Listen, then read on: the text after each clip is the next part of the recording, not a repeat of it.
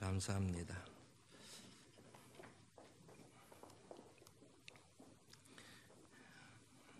오늘도 거룩한 성일을 맞이하여 하나님 앞에 나오셔서 예배드리시는 사랑하는 성도 여러분들 가운데 특별히 말씀의 은혜와 말씀의 능력, 말씀의 생명력이 저와 여러분들의 심령에 침투하여 그 같은 은혜에 사로잡힌 귀한 축복의 시간이 되기를 말씀이 육신이 되어 우리 가운데 가실 주님의 이름으로 축원합니다.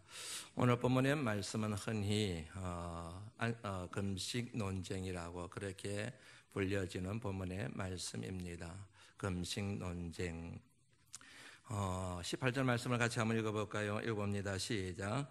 요한의 제자들과 바리새인들이 금식하고 있는지라 사람들이 예수께 와서 말하되 요한의 제자들과 바리새인의 제자들은 금식하는데 어찌하여 당신의 제자들은 금식하지 아니하나이까? 어떤 일련의 사람들이 예수님을 찾아왔어요. 그리고 예수님께 따지듯이 묻습니다. 요한의 제자들과 그리고 바리새인들의 제자들은 지금 금식하고 있는데 당신의 제자들은 왜 금식을 하지 않습니까? 그렇게 묻습니다. 따지듯이 묻습니다. 화나듯이 묻습니다.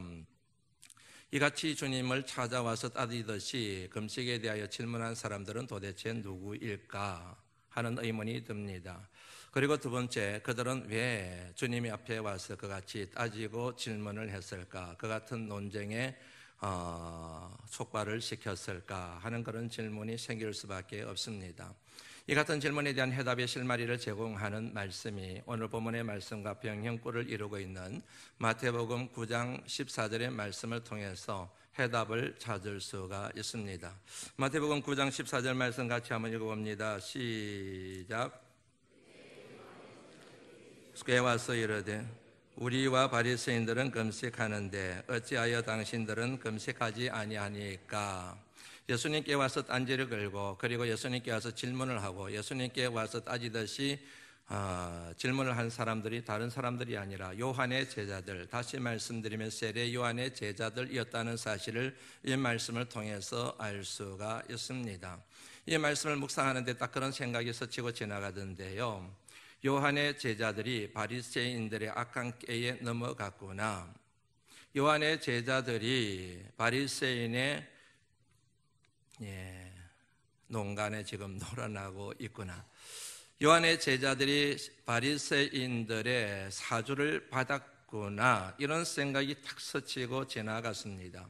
그렇게 생각하게 되는 중요한 단서가 마태복음 9장 4절 말씀, 14절 말씀 초두에 놓지요. 다시 한번 읽어볼까요? 시작. 그때에 요한의 제자들이 예수께 나와, 그렇게 되죠. 그때에 라고 하는 표현이 나옵니다. 그때는 어느 때인가? 앞의 내용을 살펴보면 그때가 어느 때인지를 알 수가 있게 되지요. 그러면 이 같은 그때라고 하는 접속사는 굉장히 중요한 의미, 다시 말씀드리면 금식 논쟁에 대한 이해와 해석을 할 수 있는 키워드라는 사실을 알 수가 있습니다. 그때는 어느 때였던가? 앞의 내용을 보면 살펴보면 알 수가 있습니다. 앞의 내용은 이런 것 여러분들 아시지요? 예수님께서 지나가시다가 세리 마태를 부르셨습니다. 그를 초청하셨습니다. 그를 제자 삼으셨습니다. 그러자 마태가 너무 좋았습니다. 행복했습니다. 기뻤습니다. 대개의 사람들이 자신을 인간 취급하지 않았는데 메시아로 소문난 분이 그를 제자로 초청하자 얼마나 감사하고 기뻤는지 모릅니다. 그리하여 잔치를 배설했습니다. 예수님을 초청했습니다. 예수님의 제자들을 초청했습니다. 그런데 그분들만 초청한 것이 아니고 다른 세리들도 초청했습니다. 죄인들도 초청했습니다. 단촐한 잔치가 아니고 큰 잔치가 되었습니다. 산의 진미가 나왔습니다. 사람들이 즐겁게 떠들며 웃으며 음식을 먹고 마시는 그 같은 큰 잔치가 배설되었습니다.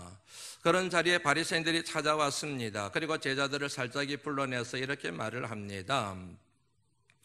우리가 알기로 당신의 스승은 메시아로 알고 있는데 당신이 메시아라고 그렇게 말한 것으로 우리가 알고 있는데 어떻게 메시아라고 한다면 저렇게 죄인들과 세리들과 어울려서 지금 밥을 먹고 함께 어울리고 잔치를 벌일 수가 있는가? 이 같은 여러분 문제 제기를 한 것을 여러분들 아시지요? 예수님이 그걸 들으셨습니다. 그리고 반응하셨습니다. 건강한 자에게는 의원이 필요 없다. 병든 자에게라야 의원이 필요하다. 나는 죄인을 부르러 온 것이 아니라 의인을 부르러 온 것이 아니라 죄인을 부르러 왔다. 주님이 그렇게 말씀을 하셨습니다. 바리새인들이 참패했습니다. 그리고 물러갔습니다. 바로 그때에 이렇게 되는 겁니다.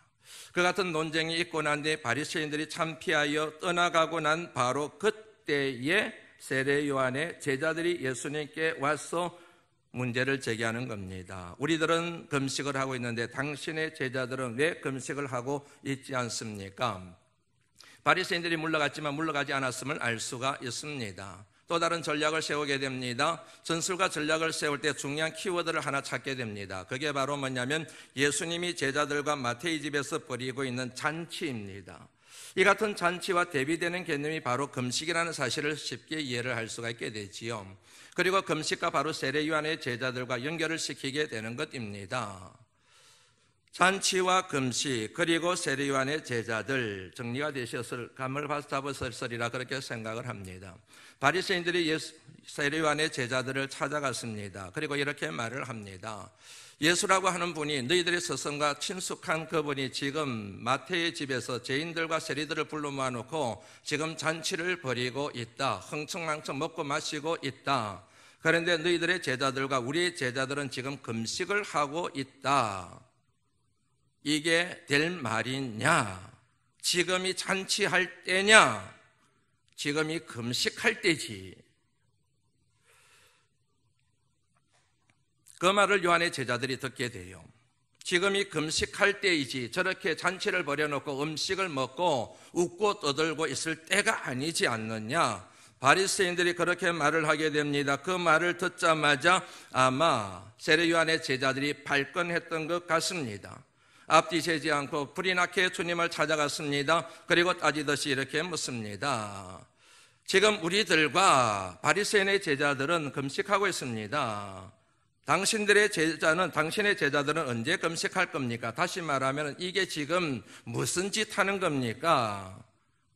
우리는 하나님의 뜻을 구하며 하나님의 뜻대로 살기 위하여 나라와 민족을 위하여 지금 금식하며 기도하며 하나님의 뜻을 구하고 있는데 금식해야 될 때 왜 이 같은 짓을 하고 있습니까? 주님을 힐난하고 있는 그들의 마음을 읽을 수 있는 본문의 내용이 오늘 본문 말씀의 18절 말씀이라는 사실을 알 수가 있습니다.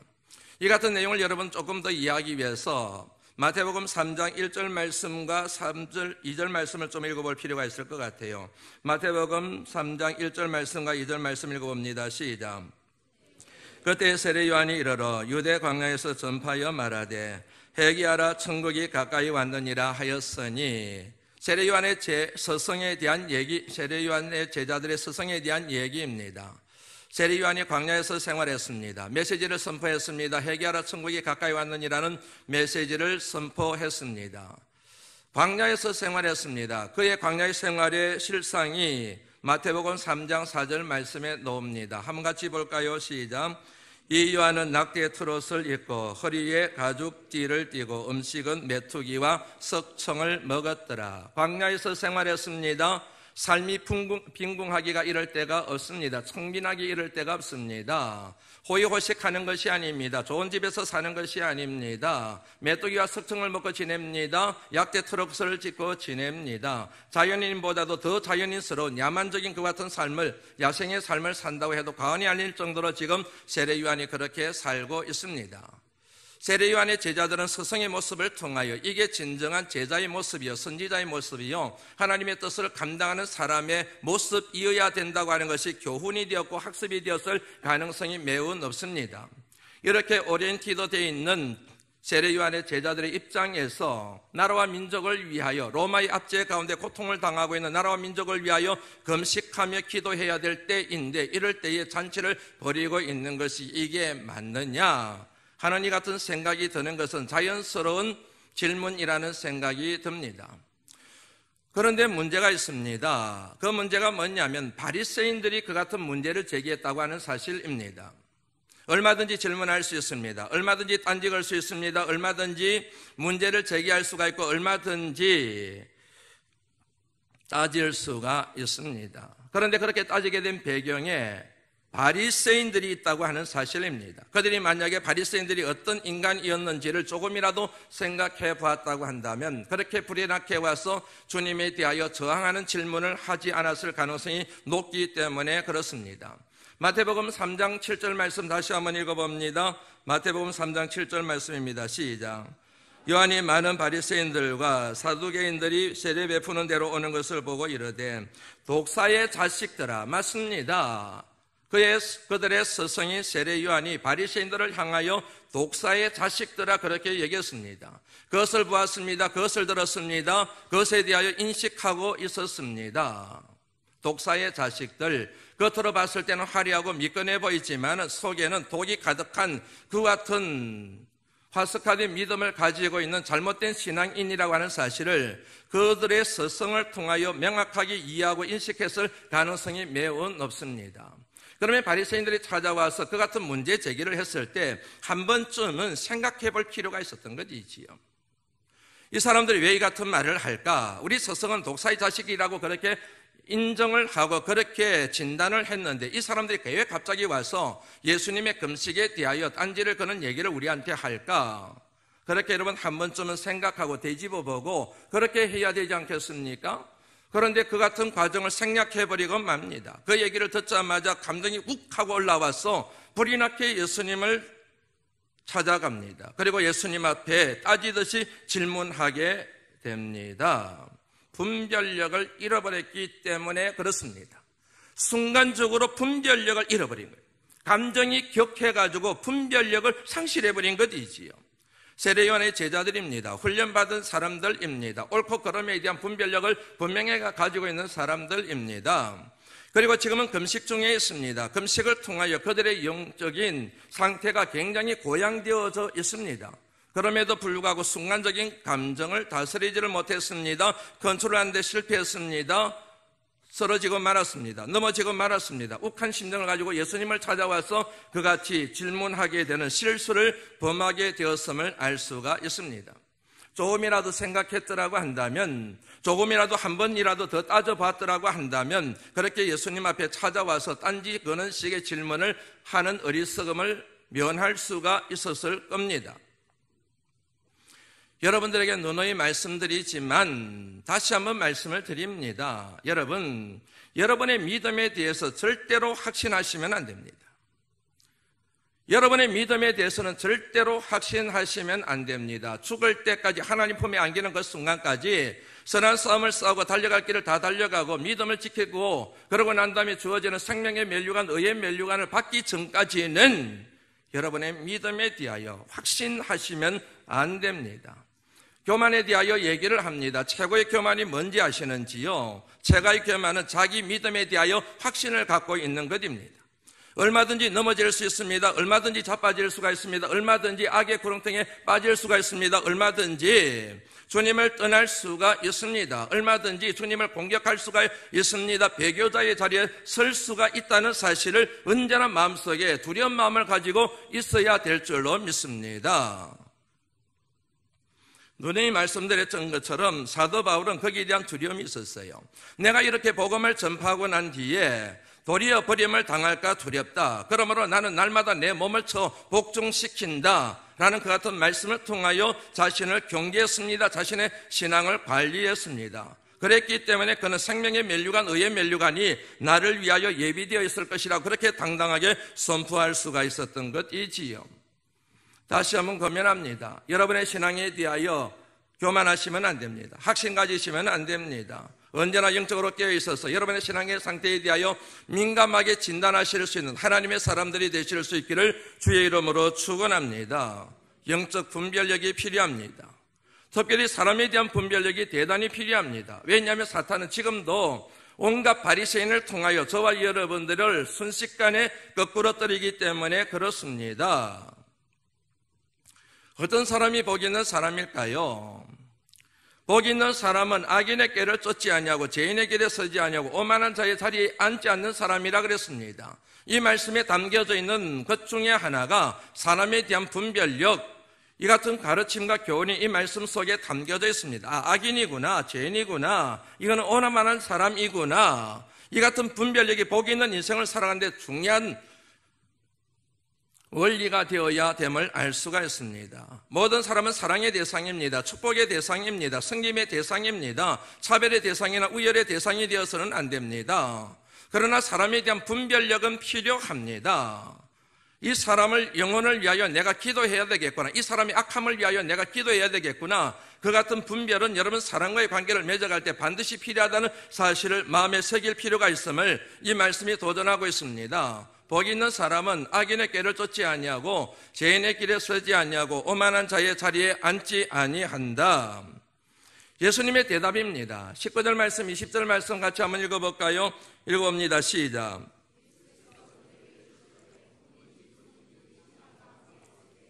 금식할 수 있느냐? 신랑과 함께 있을 동안에는 금식할 수 없느니라. 그러나 신랑을 빼앗길 날이 이르니니 그런 날에는 금식하느니라. 이 말씀, 이 두 구절의 말씀, 예수님의 대답 속에 우리가 주목해 봐야 될 단어가 하나 있습니다. 그것은 때라고 하는 표현입니다. 주님이 이렇게 답을 하신 겁니다. 아직 때가 아니다. 그러나 때가 되면 내 제자들도 금식하게 될 것이다. 이게 말씀의 요지잖아요. 아직 때가 되지 않아서 금식하지 않은 것뿐이지 때가 되면 반드시 내 제자들도 금식에 동참하게 될 것이다. 금식할 때가 있는가 하면 잔치할 때가 있습니다. 그런데 지금은 금식할 때가 아니라 잔치할 때다. 적어도 내 제자들에게는 이렇게 말씀하신 주님의 의도를 저와 여러분들이 이해를 할 수가 있습니다. 일할 때가 있는가 하면 공부할 때가 있는 것 아시지요? 일할 때 일하는 사람은 지혜로운 사람입니다. 공부할 때 공부하는 사람은 지혜로운 사람이지요. 일할 때 공부합니다. 공부해야 될 때 일을 하게 됩니다. 그러면 여러분 그 사람의 인생은 실패할 가능성이 매우 높습니다. 일할 때는 일을 하고 공부를 해야 될 때는 공부를 해야지요. 그리고 준비해야 될 때가 있는가 하면 실행에 옮겨야 될 때가 있습니다. 준비해야 될 때 준비하고 실행에 옮겨야 될 때 옮길 줄 아는 이 같은 지각을 갖췄을 때 성공할 확률이 높아지게 되지요. 그런데 준비해야 될 때 실행에 옮기게 되고 실행에 옮겨야 될 때 준비하는 것은 여러분 실패할 가능성이 높아지는 것입니다. 이 말씀을 준비하면서 참 세월이 빠르구나 하는 생각이 들었습니다. 그러다가 벌써 2017년 마무리하고 새해를 준비해야 될 길목에 이미 접어들고 말았습니다. 여러분에게서 지금은 어느 때라고 생각합니까? 지금은 여러분들에게 무엇을 해야 될 때라고 생각하시는지요? 사랑하는 성도 여러분, 때를 분별하실 수 있는 그 같은 지혜를 하나님께서 저와 여러분들에게 공급해 주시기를 주의 이름으로 축원합니다. 그 다음에 예수님의 대답을 한번 여러분 볼까요? 20절 말씀, 21절 말씀, 22절 말씀 한번 읽어봅니다. 시작. 다시요. 21절입니다. 시작. 생배 조각을 낡은 옷에 붙이는 자가 없나니 만일 그렇게 하면 기운 새 것이 낡은 그것을 당기어 헤어짐이 더하게 되느니라. 새 포도주를 낡은 가죽 부대에 넣는 자가 없나니 만일 그렇게 하면 새 포도주가 부대를 터뜨려 포도주와 부대를 버리게 되리라. 오직 새 포도주는 새 부대에 넣느니라 하시니라. 두 가지 말씀을 하셨습니다. 생배 옷 조각을 낡은 옷에 붙이지 않는다. 만약에 그렇게 하면 생배 옷 조각도 버리게 되고 낡은 옷도 버리게 된다. 맞지요? 그런데 이 말씀을 여러분 꼼꼼하게 보면 참 재미있는 표현을 씁니다. 새 것이 낡은 것을 잡아당긴다는 표현이 나요. 새 것이 낡은 것을 잡아당겨서 결국에는 낡은 것이 더 심하게 헤어져서 그 낡은 것을 쓸 수가 없게 된다 하는 그런 내용입니다. 이게 굉장히 중요한 의미예요. 낡은 것이 새 것을 잡아당긴다는 거예요. 다시 말씀드리면 새 것의 영향력입니다. 새 것의 힘입니다. 새 것의 힘과 영향력이 낡은 것이 감당을 못한다는 얘기예요. 이 낡은 옷이 새 것의 영향, 새 옷의 영향력을 감당을 해내야 되는데 감당을 하지 못한 결과 새 생백 옷 조각도 버리게 되고 낡은 옷도 결국에는 문제가 생긴다, 그런 얘기지요. 그 다음에 나오는 내용도 마찬가지입니다. 새 포도주는 낡은 가죽 부대에 담을 수가 없다. 그렇게 되면은 새 포도주도 버리게 되고 낡은 가죽 부대도 못 쓰게 된다, 그러지 않습니까? 그런데 오늘 말씀을 가만히 보면은 새 포도주가 낡은 가죽 부대를 터뜨린다, 이렇게 나와 있어요. 새 포도주가 낡은 가죽 부대를 터뜨린다. 왜 그런지 감을 잡으셨지요? 새 포도주는 여러분 방금 만들어졌습니다. 발효력이 뛰어나요. 부글부글 끓습니다. 파워가 넘치는 거예요. 힘이 넘치는 겁니다. 지금 방금 만들어져 가지고 따끈따끈한 그 같은 발효력, 파워가 있는 새 포도주가 낡은 가죽 부대에 들어가게 됩니다. 그러면 낡은 가죽 부대는 낡아 있기 때문에 발효력을 감당을 해내지를 못하는 거예요. 결국에는 터져버린다는 그런 말씀입니다. 새 포도주의 영향력과 힘, 그것을 감당하지 못하는 낡은 가죽 부대에 대한 얘기. 이 말씀에서 여러분 낡은 가죽 부대가 도대체 무엇인가? 그리고 낡은 옷을 무엇을 의미하는가? 1차적인 의미가 있습니다. 그것은 바로 예수 그리스도의 제자들을 의미하는 겁니다. 예수 그리스도의 제자들의 믿음의 그릇을 얘기하는 겁니다. 신앙의 상태를 지금 얘기하고 있는 것입니다. 그리고 새 포도주, 생배 5조각은 금식을 얘기하는 겁니다. 쉽게 말씀드리면 이렇게 정리를 할 수가 있습니다. 왜 당신의 제자들은 금식을 안 합니까? 그러자 주님이 말씀하십니다. 아직 때가 되지 않아서 그래. 아직 준비가 덜 돼서 그래. 그들이 아직까지 금식을 감당해내기에는 아직까지 준비가 더 필요해. 훈련이 더 필요해. 아직까지 준비가 되지 않았는데, 금식을 감당해낼 수 있는 그 같은 훈련이 되지 않았는데, 이런 상황에서 금식을 하라고 요구를 하게 되면은 그들이 터져버려. 그들이 아무것도 할 수가 없게 돼. 그러나 시간이 지나고 세월이 지나고 준비가 되고 훈련이 되고 나면, 다시 말씀드리면은 믿음의 그릇이, 신앙의 부대가 새롭게 준비되면은 그들도 너희들처럼 그 같은 금식을 감당하는 그 같은 때가 올 거야. 그때 바로 금식을 하게 될 거란다. 주님이 그렇게 말씀하신 것이라는 사실을 우리가 정리를 할 수가 있게 됩니다. 그리고서 주님이 이렇게 말씀을 하시게 되지요. 오직 새 포도주는 새 부대에 넣느니라. 이거는 여러분 자연스러운 여러분 논리입니다. 새 포도주는 새 부대에 담는 게 맞는 겁니다. 새 포도주는 새 부대에 넣는 게 맞는 겁니다. 이거를 여러분 우리 신앙에 적용하면 이렇게 되는 것이지요. 하나님이 새롭게 주시는 은혜가 있습니다. 하나님이 주시는 새로운 능력이 있습니다. 하나님이 우리에게 새로 주시는 비전이 있습니다. 그 같은 새로운 은혜와 새로운 능력과 새로운 비전은 낡은 믿음의 그릇에는 절대로 담을 수가 없다는 것이에요. 감당을 할 수가 없다는 얘기예요. 하나님의 새로운 은혜와 능력과 비전을 담기 위해서는 새 부대가 필요합니다. 신앙의 새로운 부대가 필요합니다. 신앙의 부대가 낡은 상태에서는 그 같은 하나님의 은혜와 비전을 감당해낼 수가 없습니다. 하나님이 아무리 주고 싶어도, 하나님이 아무리 채워주고 싶어도 이것도 버리고 저것도 버리기 때문에, 이것도 잃어버리게 되고 저것도 잃어버리기 때문에 하나님은 준비될 때까지 기다리신다는 그런 얘기인 것이지요. 쉬운 예를 들면 이런 겁니다. 봉사할 준비가 안 돼 있어요. 그런데 억지로 봉사를 시킵니다.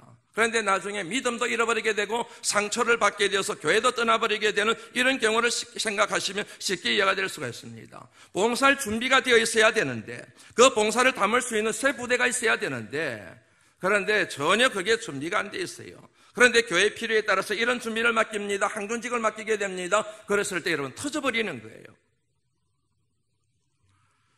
이런 식으로도 설명할 수가 있겠지요. 돈 생각해 보시면 압니다. 돈의 가치를 아는 사람이 있습니다. 돈의 의미를 알고 있는 사람이 있습니다. 그런 사람에게 돈을 주면 그 돈은 그 사람을 살릴 뿐만 아니고 주변에 있는 모든 사람들을 살리는 능력이 될 수가 있습니다. 그런데 돈의 가치를 몰라요. 돈의 의미를 모릅니다. 돈을 쓸 줄을 몰라요. 그러면 그런 사람에게 하나님이 물질의 은사를 주시게 되면은 그 물질은 여러분 그 사람의 영혼을 파괴할 뿐만 아니고 그 사람 주변에 있는 남편과 아내 그리고 부모님과 자식들까지 파괴해버리고 뭉개려 떨어버리는 그 같은 독약이 될 수 있다는 사실을 누구나가 알 수가 있지 않습니까? 그래서 여러분, 여러분의 힘이 아니고 여러분의 능력이 아니고 하나님의 은혜로 물질의 은사를 받기를 원하신다고 한다면 중요한 것은 여러분 먼저 새 부대를 준비하는 것입니다. 준비되어진 자에게 하나님이 물질의 은사를 주셔서 그를 통하여 큰 역사를 이루신다고 하는 사실을 마음에 새기시기를 주의 이름으로 축원합니다. 예수님이 성천하시기 직전 제자들에게 말씀하셨습니다. 예루살렘을 떠나지 말고 아버지의 약속하신 것을 기다리라. 그 명령에 순종했습니다. 마가의 다락방에 모였습니다. 기도하기 시작했습니다. 그냥 기도한 것이 아닙니다. 생명 걸고 기도했습니다. 자신의 욕심을 채우기 위하여 기도한 것이 아닙니다. 하나님의 거룩한 비전을 이루기 위하여 기도에 몰입했습니다. 바로 그들에게 성령이 임했습니다. 바로 그들에게 성령의 능력이 주어졌습니다. 왜냐하면 준비가 되었기 때문입니다. 그들의 그릇이 준비되었기 때문이요, 그들의 믿음이 새 부대였기 때문에, 감당할 수 있는 사람들이었기 때문에 하나님께서 그들에게 성령을 주시고 성령의 권능을 주시고 성령의 은사를 그들에게 허락하셨다는 사실을 저와 여러분들이 기억할 필요가 있습니다. 새 포도주는 새 부대에 담는 법입니다. 신앙의 부대가 새로워지지 않으면 새 포도주 같은 새로운 은혜와 새로운 능력과 새로운 비전을 담을 수가 없습니다. 그는 교회 공동체도 마찬가지입니다. 지난 수요일 날 선교부장님을 만났습니다. 그리고 저녁에는 우리 당회원들을 만났습니다. 그 두 만남이 너무 행복하고 너무 기뻤습니다. 여러분들도 잘 아시는 것처럼 내년에부터 우리 교회는 본격적으로 선교적인 교회로 전환하게 될 겁니다. 그리고 2018년도는 그 같은 선교적인 교회가 되기 위한 토대를 세우는 것에 집중을 하게 될 겁니다.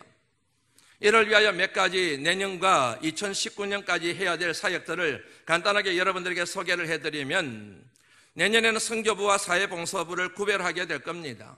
선교부 속에 사회봉사활동도 다 들어가 있는데, 이제는 선교부와 사회봉사부를 분리해서 사역의 집중도를 더 높이려고 그렇게 계획을 세우고 있습니다. 그리고 선교 매뉴얼을 작성하게 될 겁니다. 그리고 지금까지 한 몇 년간 매월 첫째 주일을 선교 주일로 지켰는데, 내년부터는 짝수달 첫째 주일은 선교 세미나를 하려고 합니다. 선교 의식을 고취하기 위해서 각양 선교 터전에서 사역하고 있는 목회자들과 전문가들을 초빙하여 우리 교회가 가야 될 선교의 방향에 대하여 심도 있게 생각을 나누는 그런 시간을 가지게 될 겁니다. 그리고 홀수달 첫째 주일 선교 주일에는 오후 찬양 예배를 교회에서 드리지 않고 거리에서 찬양 예배를 드리려고 합니다.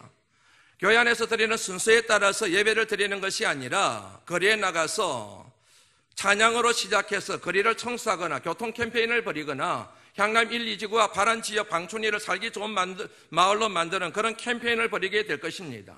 그리고 나서 기도하고 마무리하게 될 것입니다. 선교회별로 지역을 나누게 될 것입니다. 어떤 선교회는 향남 1지구, 어떤 선교회는 향남 2지구, 어떤 선교회는 바란 지역, 어떤 선교회는 방충리와 이 일대 지역, 이렇게 나누어서 하게 될 겁니다. 앞으로 선교회가 더 많이 발달하게 되면은 8탄 온갖 지역까지 보내서 그렇게 마을을 섬기고 마을을 축복하는 그런 일들을 앞으로 해내게 될 겁니다. 내년에는 장학생 수를 늘리게 될 겁니다. 그리고 지금 지급하고 있는 장학금 액수를 많이 더 늘리려고 합니다. 그리고 창립기념주일을 맞이해서 개척교회, 분리개척을 하기 위한 준비를 내년부터 본격적으로 시작을 하려고 합니다. 짧으면 5년, 더 짧으면 3년, 좀 길더라도 5, 6년 안에 분리개척을 이제 시작하려고 합니다. 미자립교회, 한국교회, 목판교회입니다. 미자교회를 섬기는 일들에 내년에는 꽤 많은 예산, 앞으로도 계속 그렇게 할 겁니다. 여러분들도 잘 아시는 것처럼 모판이 잘 돼야 가을의 추수를 건강하게 거둘 수가 있습니다. 한국교회 모판 역할을 하고 있는 개척교회와 농어촌 교회를 섬기는 일들에 내년부터는 박차를 가하려고 합니다.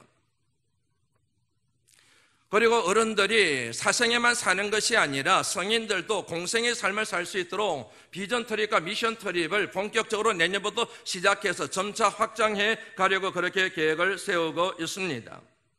그리고 2019년부터는 내년부터 시작해서 2019년부터는 단독 선교사를 파송할 계획을 가지고 시행하려고 합니다. 베트남을 나라를 정했습니다. 베트남 가운데서도 나이 따이한 월남전 때 우리나라 군인들과 베트남 여성들 사이에서 태어난 국제 고아가 되어버린 그 사람들을 케어하고 그 사람들을 치유하는 일에, 복음을 전하는 일에 본격적으로 단독 선교사를 파송해서 사역하게 하려고 합니다. 그리고 하나님께서 우리가 하는 선교가 못마땅하셨는지 동남아에 있는 많은 나라들로부터 이 땅에 근로자들이 찾아오셨습니다. 외국인 근로자들을 대상으로 해서 전임 교역자 한 분을 청빙하고 우리 교회 전반 시설을 사용하여 교회 안의 교회로 외국인 근로자들을 대상으로 하는 선교 사역을 2019년부터 시행할 준비를 내년에 하려고 합니다. 그 외에도 몇 가지 더 있지만 그런 것들은 소소한 것들이기 때문에 앞으로 점진적으로 더 발전해 가리라 그렇게 여겨집니다. 이 같은 사역에는 반드시 예산이 필요합니다. 그래서 내년에는 예산 구조를 이렇게 하려고 합니다. 추계 대신방, 충계 대신방 감사헌금 전액은 이제부터는 내년부터는 장학금으로 사용하게 될 겁니다. 일반 신방 감사헌금은 경상비로 사용하더라도 추계 대신방, 충계 대신방 감사헌금은 전액 인재를 양성하는 데 앞으로는 사용하게 될 겁니다. 그리고 부활절 감사헌금은 그 금액이 얼마이든지 간에 미자리 교회를 섬기는 일에 전액 사용하게 될 겁니다. 그리고 맥주 감사헌금은 북한 선교를 위하여 전액 사용하게 될 겁니다. 창립 감사헌금은 전액 분리 개척을 위한 시드머니로 이제 적립을 해나가게 될 겁니다. 그리고 구제헌금, 성탄절 헌금은 전액 구제헌금, 이웃을 섬기는 일들에 사용하게 될 겁니다. 아직까지 정하지 못한 게 하나 있습니다. 그것은 추수감사절 헌금입니다. 추수감사절 헌금을 어떻게 사용할 것인가에 대해서는 조금 더 지혜가 필요하고 기도가 필요한 것 같아서 조금 유보를 해놓은 상태입니다. 이 같은 뭐냐면 구조를 통해서 최근 한 2, 3년 안에 우리 교회 예산의 30%를 선교와 구제비에 활용하는 방향으로 그렇게 나가려고 계획을 세우고 기도하는 중에 있습니다.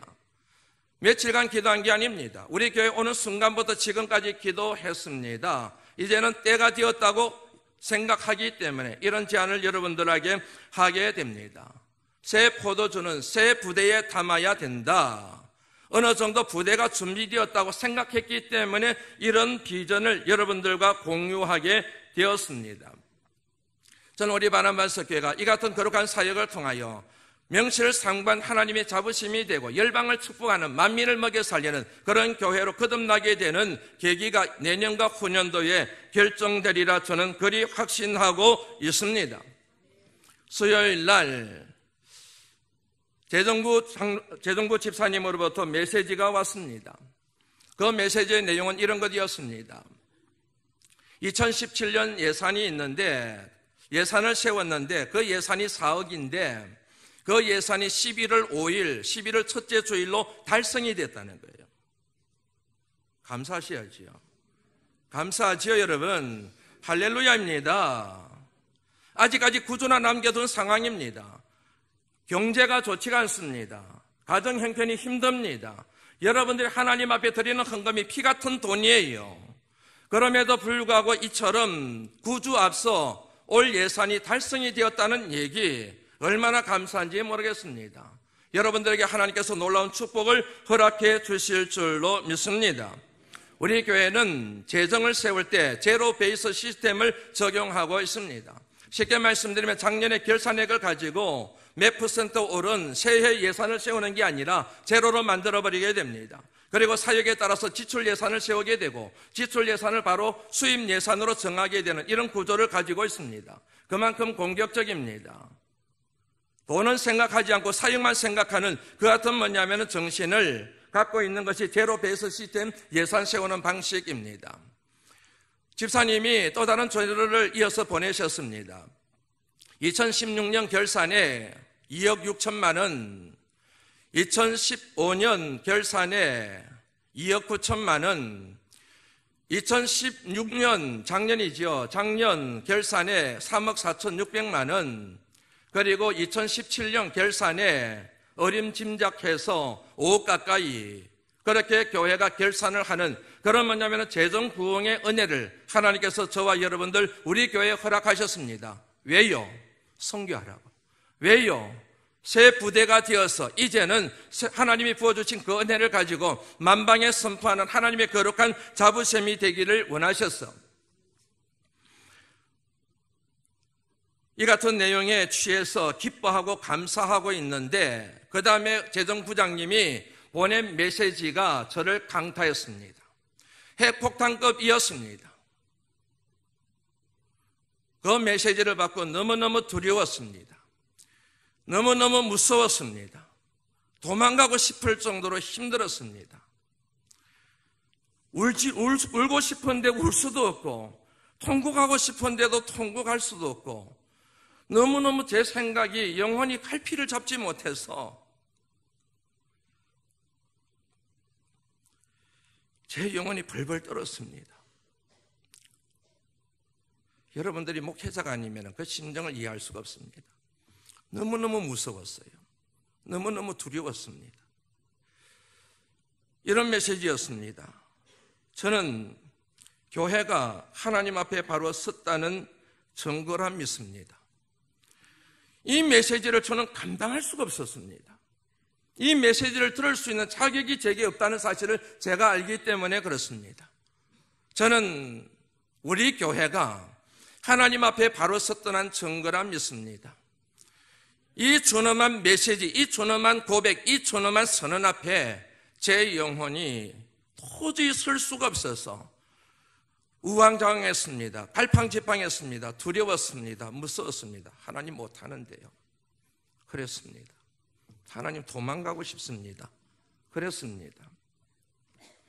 그럼에도 불구하고 하나님께서 제게 도전하셨기에 이 말씀이 우리에게 진정한 고백이 되지 않는다 할지라도 앞으로는 이 고백에 걸맞는 목회를 하도록 힘쓰고 또 힘쓰고 노력하고 또 노력하고 심지어는 생명까지도 바쳐야 하는 게 아닌가 하는 생각을 하게 되었습니다. 하나님 앞에 바로 서는 것과 교회 재정의 부흥, 이 두 사이에 깊은 상관관계를 생각한다고 한다면 너무너무 두려운 말일 수밖에 없습니다. 하나님 앞에 바로 서지 않고서도 교회 부흥은, 교회 재정의 부흥은 얼마든지 일어날 수가 있습니다. 하나님 앞에 바로 서지 않는 교회조차도 얼마든지 재정의 넉넉함이 있을 수가 있습니다. 그러나 그 같은 재정의 넉넉함은 거룩한 넉넉함이 아닙니다. 하나님 앞에 거룩하지 않는데도 불구하고, 하나님 앞에 바로 서지 않는데도 불구하고 넉넉해진 그 재정은 교회를 나쁘게 만들 가능성이 높습니다. 교회를 파괴할 가능성이 매우 높습니다. 그러나 교회 공동체가 하나님 앞에 바로 서게 되고 그로 인하여 하나님이 부어주시는 재정의 부흥이라고 한다면 그 금액에 상관없이 그 교회는 하나님께 붙달림 받은 하나님의 교회가 되어 만민을 먹여 살리는, 열방을 주님 앞으로 인도하는 축복의 통로라고 될 수 있다고 저는 분명히 믿습니다. 우리 바람바스교회가 그 같은 교회가 되기를 진심으로 소망합니다. 그러기 위하여 준비해야 됩니다. 새 부대를 준비해야 됩니다. 정말 하나님이 마음껏 부어주시고 또 부어주셔도 터지지 않을 수 있는 그 같은 새 부대를 준비하기만 하면 하나님께서 저와 여러분들, 우리 바람반석교회를 통하여 참으로 놀라운 일들을 이루시게 될 줄로 믿습니다. 그런 여러분, 개인의 가정, 경제 부흥도 마찬가지입니다. 사람의 힘과 노력으로 얼마든지 경제 부흥을 이룰 수가 있습니다. 그러나 하나님 앞에 바로 서서 하나님이 부어주시는 경제 부흥과 내가 땀 흘리고 내가 수고하고 내가 수단과 방법을 가리지 않고 경제 부흥을 이루는 것과는 질적인 차이가 있습니다. 사랑하는 성도 여러분, 하나님 앞에 바로 서시기를 주의 이름으로 축원합니다. 그리할 때 여러분의 가정에 부흥의 역사가 일어나게 될 줄로 믿습니다.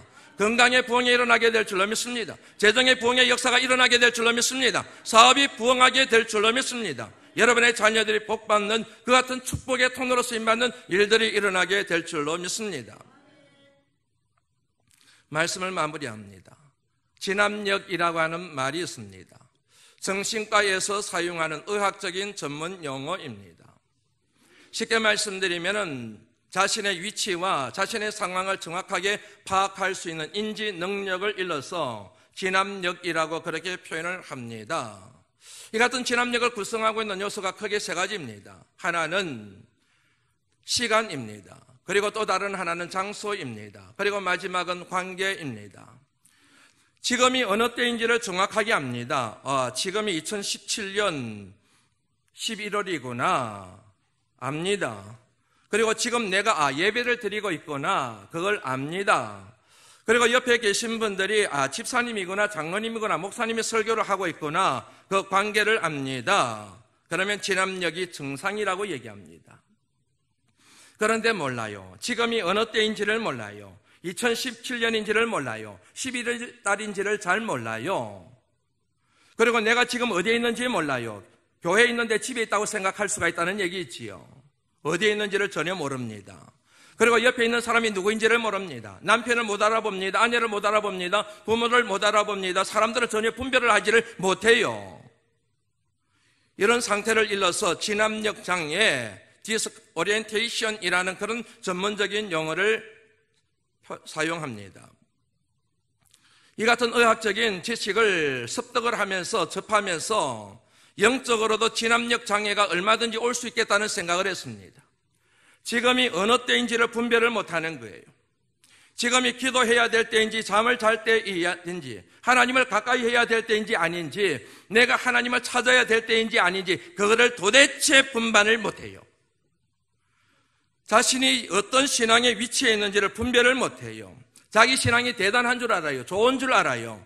지금 자신의 믿음의 상태를 정확하게 분석해낼 수 있는 능력이 그 사람에게 하나도 없어요. 이 정도의 믿음은 천국 간다고 생각하고 이 정도의 믿음이면 나는 잘 믿는다고 착각하는 그 같은 병에 사로잡혀 있는 경우 있지요. 분별을 할 수가 없어요. 사람을 분별하지를 못해요. 하나님인지 세상인지 하나님의 뜻인지 사람의 뜻인지 도대체 분별을 하지를 못해요. 이 사람이 악한 사람인지 이 사람이 좋은 사람인지 이 사람의 말에 내가 가야 되는 건지 이 사람의 말에 내가 거부를 해야 되는 건지 그런 거에 대한 분별력이 하나도 생기질 않아요. 영적으로 여러분 진압력 장애가 생겼기 때문에 그런 것입니다. 진압력 장애를 극복할 수 있는 치료법이 있다고 합니다. 이렇게 하면 된답니다. 정보를 제공해 주는 거래요. 그 사람이 상황을 인식할 수 있는 정보를 지속적으로 전해주는 거랍니다. 지속적으로 일관성 있게. 이게 중요해요. 정보를 그냥 전해주는 게 아니고 그 정보를 전해주되 그 사람이 자신이 누구인지 어떤 환경에 있는지를 정확하게 파악할 수 있도록 지속적으로 일관성 있게 그 메시지를 전한다는 거예요. 그러면은 진압력 장애가 극복이 되어지고 진압력을 회복한다는 얘기지요. 진압력 장애에 대하여 설명했습니다. 영적인 진압력 장애에 대하여 설명을 했습니다. 이 같은 영적 진압력을 극복할 수 있는 치료법도 동일합니다. 다시 정리합니다. 복 있는 사람은 악인의 꾀를 쫓지 않고 죄인의 길에 서지 않고 오만한 자의 자리에 앉지 않습니다. 이 사람이 악인인지 아닌지, 이 사람이 죄인인지 아닌지, 이 사람이 오만한 자인지 아닌지, 지금 내가 있는 자리가, 내가 있는 장소가 악인의 꾀인지 아닌지, 오만한 자의 자리인지 아닌지, 죄인의 길인지 아닌지, 지금 내가 어떤 시대를 어떤 지금 영적인 상태에 이르렀는지 그걸 어떻게 알 수 있습니까? 하나님의 말씀. 오직 여호와의 율법을 즐거워하여 그 율법을 주야로 묵상하는 도다. 하나님의 말씀을 일관성 있게 하나님 말씀을 지속적으로 가까이 할 때, 지금이 이런 때이구나. 내가 기도해야 될 때이구나. 하나님을 찾아야 될 때이구나. 하나님의 손을 잡아야 될 때이구나. 내 믿음이 참으로 문제가 많구나. 하나님 앞에 가까이 가야 되겠구나. 예배하는 자리에 가야 되겠구나. 기도하는 자리를 내가 찾아가야 되겠구나. 분별력이 생기게 되고 그리하여 승리하는 삶을 살아가게 될 줄로 믿습니다. 세례 요한 대단한 사람들이었습니다. 그러나 순간적으로 진압력을 잊어버렸습니다. 불이 나게 예수님한테 와서 따지고 물었습니다. 그렇게 신앙 좋던 내공이 있던 세례 요한의 제자들도 넘어졌습니다. 저와 여러분들도 분별하지 않으면, 때를 분별하지 않으면, 내 신앙의 자리를 분별하지 않으면, 내 주변을 정확하게 분별하지 않으면 하나님 앞에 항의하게 됩니다. 하나님 앞에서 빠지게 됩니다. 하나님에 대하여 원망하게 됩니다. 하나님에 대하여 불평하게 됩니다. 하나님에 대하여 저항하게 됩니다. 하나님 앞에 반항하게 됩니다. 순종할 수가 없습니다. 복받지 못할 인생이 되고 맙니다. 저는 이 자리에 계신 우리 바라만석의 모든 성도들이 우리 바라만석 교회가 정말로 분별력을 가져 이 시대를 축복하는 하나님의 거룩한 축복의 통로, 축복의 사람들이 다 되시기를 간절히 소망합니다. 기도합니다. 하나님